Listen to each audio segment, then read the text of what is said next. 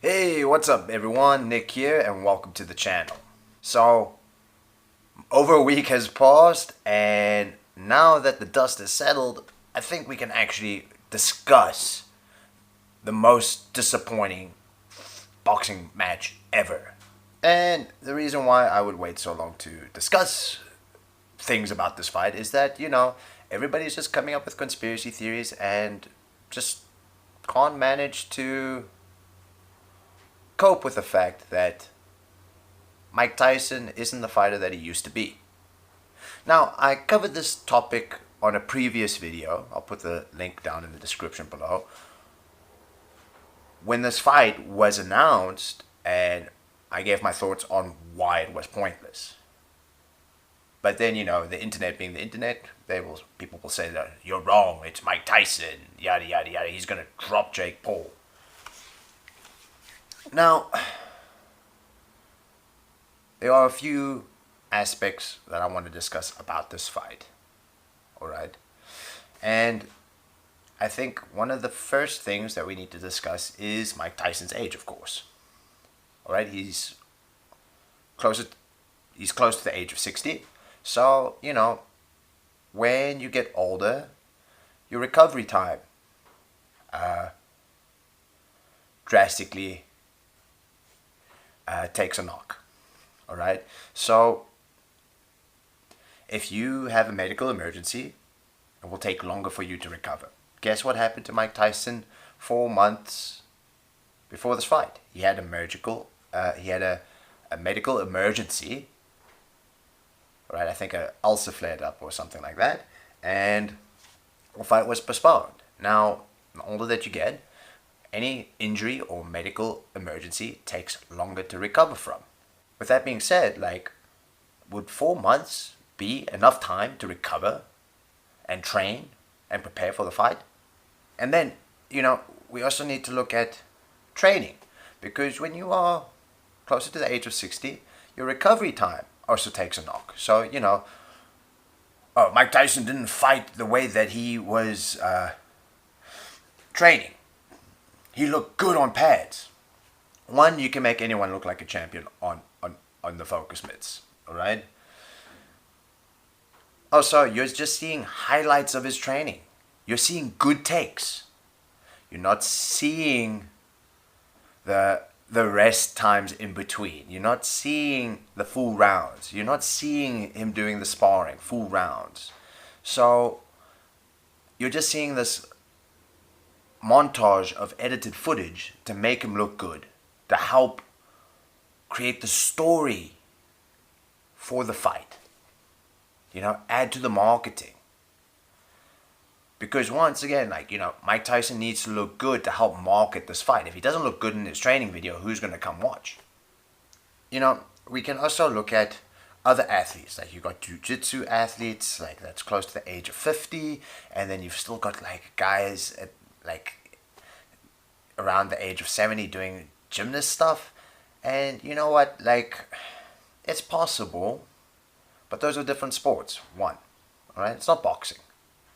And two, you need to consider the fact that these athletes, considering their age, they must have been constantly doing these activities right through. Alright? Because now the thing is, from a certain age, it's more about maintaining than gaining. Maintaining what you have. Be it strength, mobility, muscle mass. That happens because the body degrades. And, you have to be consistent. So after Mike Tyson's last professional bout, he was partying, doing cocaine, he gained a lot of weight, and, he wasn't actively training. He hasn't been actively training for long periods of time. And that's when things diminish. So, and that lifestyle of partying, being overweight, will catch up to you eventually. Eventually it will catch up to you. So living as healthily as you can and being as active as you can for as long as possible, the better health you're going to be in and the better you're going to be able to perform in your older years. And another thing to consider, the average age in which a boxer retires is 37.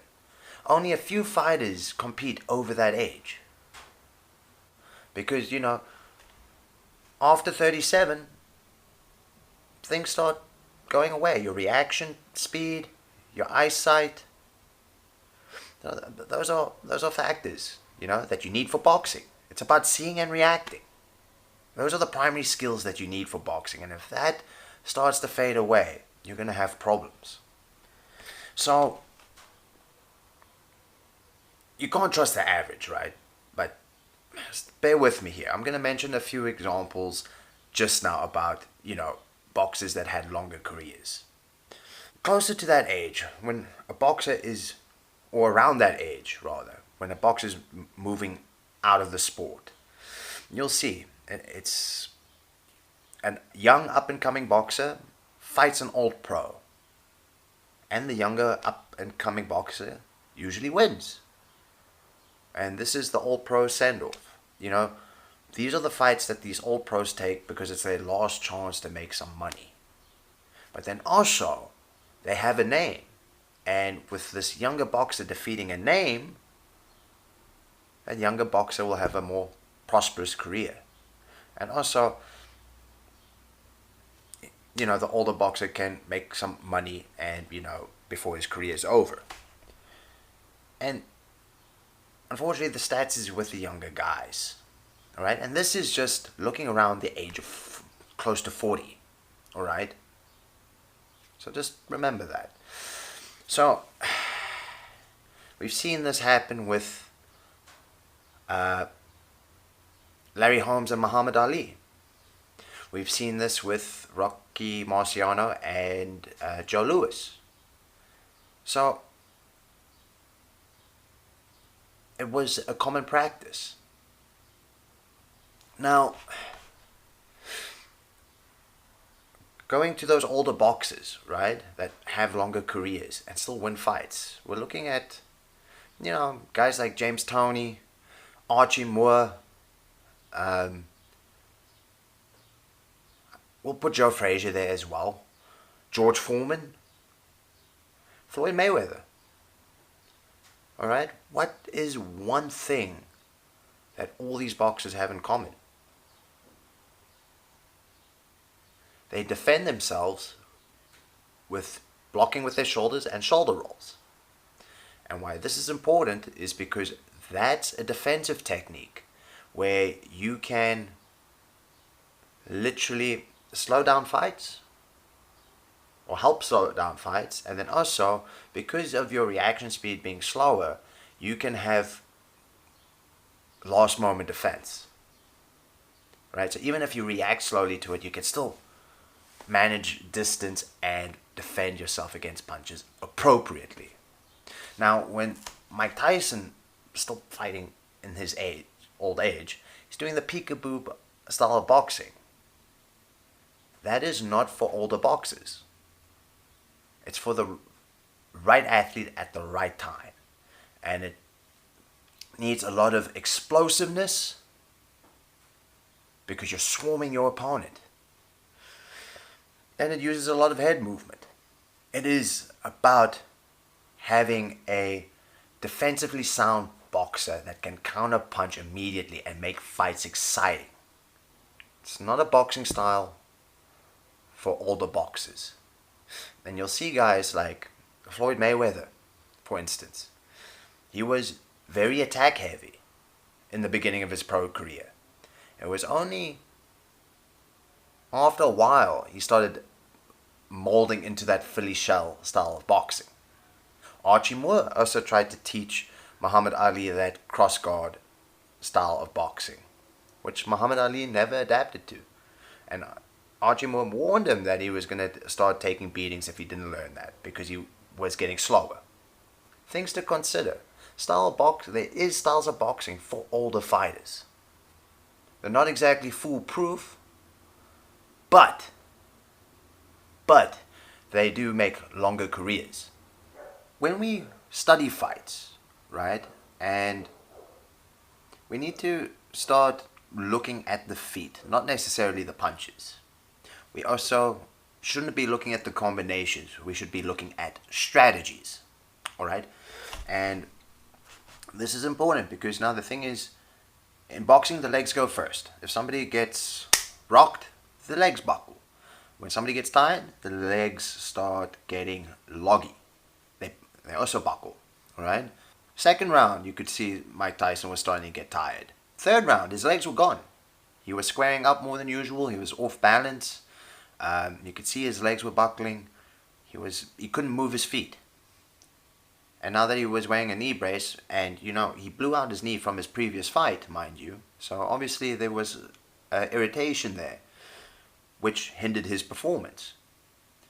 But when your legs are gone, right, and you'll know this if you train boxing, doesn't matter what level you're at, your feet are just as important as your punches, if not more, because your feet help you control range.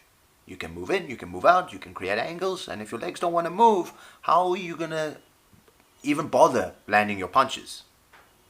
Where was Mike Tyson's jab? He landed one jab, which, he hit Jake Paul kind of hard, it seems, but that was it. Where was this jab? In many of Mike Tyson's previous fights, he would out-jab his opponents. Where was that jab? Because now he's taking up... Now, without that jab, there's no setups for anything else. The strategy that he usually followed for the peekaboo boxing style was not there. Mike Tyson's best chance is in the first round. The first half of the first round. And, the first round, first 90 seconds of the fight, that's where we started seeing that old Mike Tyson, moving around, hitting on nostalgia. But after those 90 seconds, it was gone. It was gone. And, you can stick to your conspiracy theories if you want, because, when you watch a fight, you see what you want to see. But, you have to actually study it. And, if you've done a bit of training, you will have, and you've done a fight, even just one fight, right? You'll understand a few things when you see it. Some people will stick to that conspiracy theory of when they clinched, Jake Paul told Mike to calm down. And that's not the case. I mean, Jake Paul is taller than Mike, so when they clinch, Jake could lean on Mike. And, if you have to carry a guy's weight, you're using strength unnecessarily, and you're going to get tired. You're going to get tired. Yes, Mike Tyson could still hit hard, but, and as you get older, your strength is the last thing to go. So you could still have power because, power is the rate at which you exert strength, right? The rate you exert force. So, you could still throw a hard punch most likely. But when you are tired, it is difficult. It is difficult to get that power out. Conspiracy theorists would say, like, oh no, that right hook would have ended Jake Paul if he just committed to throwing it. It's like, you do understand that his reactions isn't what it used to be, right? Mike Tyson would be aware that he's slower than Jake because he's older, and he could have seen a punch coming. So instead of committing for the punch, he decided to defend. Because defense is more important than the attack. So there are actual technical boxing explanations for what has happened. And, you can stick to your conspiracy theories if you want, but that's not necessarily the truth. You're just choosing what you want to see. Because you are blinded by nostalgia and you don't want to let that go. You don't want to let go of that memory. We also need to consider the mindset of Mike. He's not the same person that he was 30 years ago. Now, just remember, a young Mike Tyson, he would intimidate his opponents. He had that mindset of a killer, right? And he fought accordingly to that. If you see his interviews now, he's not that same person. He doesn't have that same attitude. He doesn't have that same mindset. Like he said in other interviews, he let go of his ego. He's a bit more humble now and all that jazz. Right? And when you're a striker, especially when you're a world champ, you are so full of your shit. Because you have to be. You have to be. If you don't have that mindset anymore, you're not going to be a champion. You're not going to even be a winner. But then, people can say that this fight is fixed. It's absolutely fixed. They'll just make any justification. And you know what? The fight is fixed, but not the way that you think. Jake Paul was going to win that match, regardless. Mike Tyson didn't have a chance. He's older, less athletic, and prone to injury. He was completely gassed by the third round. And Jake compensated for fighting Mike. Jake played it safe. He didn't take any risks in the first round at all. Made Mike chase him. He was working the jab. Jake did throw a greater volume than Mike throughout the whole fight with the punches, right? So, anyway. Second round plays it safe. Third round plays it safe. Jake Paul played it safe the entire fight. And when one fighter plays it safe, the fight becomes boring. Floyd Mayweather is boring to watch. Muhammad Ali had boring fights, even. So did Joe Frazier. They were boring fights. Every great fighter has had boring fights, even. Because they had a strategy of playing it safe. Why would Jake Paul play it safe? He could have ended Mike a lot sooner. I could have guaranteed, Jake could have easily finished that fight in the third, fourth, fifth round. Easily. So why did he hold back? Well, it's Jake Paul's promotion, right? Hosting this event, and Netflix is streaming it. Now, in order to get in good with Netflix needs to be profitable, or make a profit from streaming this, right? And they're not going to get it with subscriptions. Some people purchase the month subscription just to watch that fight, and that was it. Cool. But then, what about the other subscriptions that's already subscribed to Netflix? They're not making the money off that stream. Not a chance. So, ad revenue. When did most people actually watch the event? For the main event. For the main event. Some people did not watch the bouts beforehand. People watch the main event. So that's when you make most of your ad revenue. So, wouldn't you drag out the fight?